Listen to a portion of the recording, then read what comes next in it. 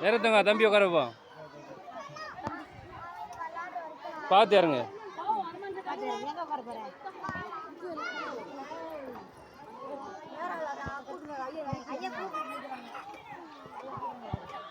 இருமா இல்ல டைம் ஆயிடுச்சுமா நம்ம இன்னொரு நாளைக்கு வரலாமா இன்னொரு நாளைக்கு அப்போ வரலாம்